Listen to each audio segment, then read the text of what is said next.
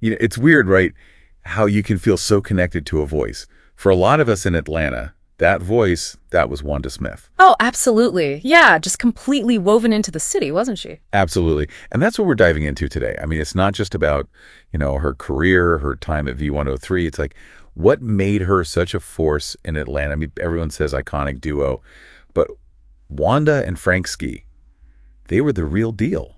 What was it about them?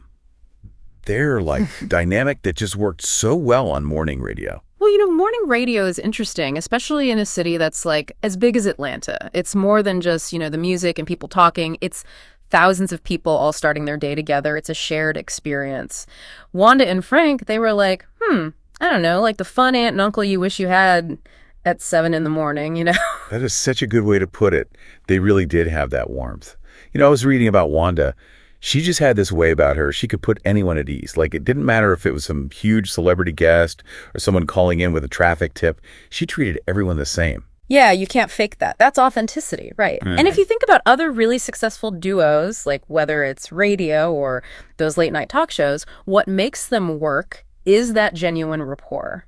And Wanda, oh, she had it. Buckets of it. She just had this way of making you feel like you're part of the conversation, not just listening in. And that wasn't just in the studio, was it? I mean, she was so involved in the Atlanta community and not just, showing up for a quick photo. Oh, for sure. This wasn't just about her name on a flyer. Wanda was out there doing the work. It really makes you think about, the role media personalities play. They have this platform, right? And with that comes responsibility. And Wanda, she really got that. 100%.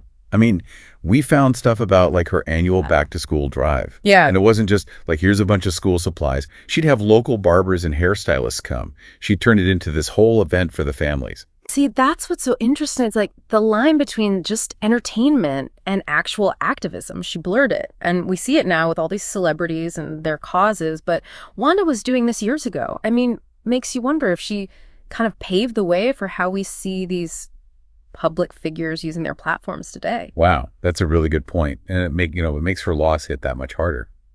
When the news about her passing broke, Atlanta felt it deeply. Well, sure. I mean, it's like losing a constant. Think about it. That friendly voice that you welcome into your home, your car, every day for years.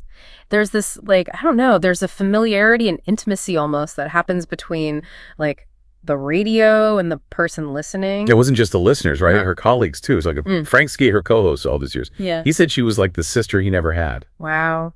Yeah, it's those kinds of tributes that say it all, really. It wasn't just work, right? It was a real connection, a deep one, built on years of, laughter, or probably a few arguments sprinkled in, too, just like family. Yeah, and, it's like all those tributes that came pouring in, they were so powerful. Everyone, I mean, from celebrities to just everyday people, everyone had a Wanda story. I mean, does that say something about the kind of impact she had? It really does, yeah. It reminds us that behind the microphone, behind all that personality, there's a real person.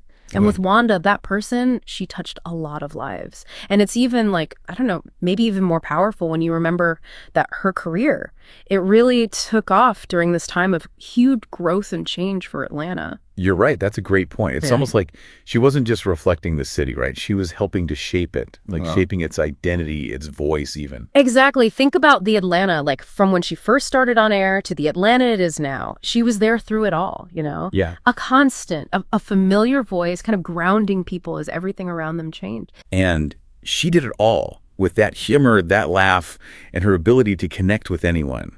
Do you think that's why her legacy feels so, I don't know, so lasting? Because she really did tap into something universal, even while being so uniquely Wanda, so uniquely Atlanta. I think so, yeah. There's just something about someone who can make you laugh and make you think and, make you feel seen all at the same time, right? You don't find that every day, especially for someone, in the public eye. And you can't forget about laughter, especially when it comes from a place of genuine connection. That's powerful. It is. I remember hearing about people who would drive across town just to see Wanda and Frank, during their live broadcast. It was an event, more than just radio. It's that need for community, I think, that shared experience, And Wanda, she got that. With that warmth, her humor, she just tapped right into it. What about you? What stands out, out of everything about Wanda's legacy to you? It's interesting. For me, it's that it's how she could connect with anyone from any generation. Yeah. She could make you laugh whether you're 16 or 60. That's special. That's not just about being entertaining. That's about creating a space where everyone feels welcome. And it makes me think about, like, other figures who maybe weren't on the radio, but who had that same kind of impact in their own communities. Don't you think? I mean, those qualities, that warmth, the humor, that desire to connect, those are important, right, for building a lasting legacy. 100%. It all comes back to being genuine, to being generous. Think about the people you know, like in your own life, who you would say are legends. Maybe they aren't famous, but they just have that way about them. They make you feel seen, like you matter. And that's something bigger than any job or platform. It's just how you are, how you treat the people around you. It's funny you should say that, because I was just thinking about this. Like, this guy, he owned this little shop in my neighborhood growing up. And he knew everyone's name, always had a joke, and his place was like the heart of the block, Wanda, she was kind of like that, just, well, on a much bigger scale. Exactly. It's that local thing, right? Yeah. Knowing everyone, that shared history. And I mean, Wanda, sure, she had a huge audience, but she never forgot about those connections. It's like a good reminder. You don't need like a microphone or whatever to make a difference, right? Those things, kindness, generosity, being yourself, those are things we can all try for those. Yeah, so well said. And, well, I guess as we wrap up here, it's clear Wanda Smith, she was more than just a voice on the radio, right? A true, an Atlanta legend. And yeah, her passing is a loss, but what we remember is that joy she brought to so many.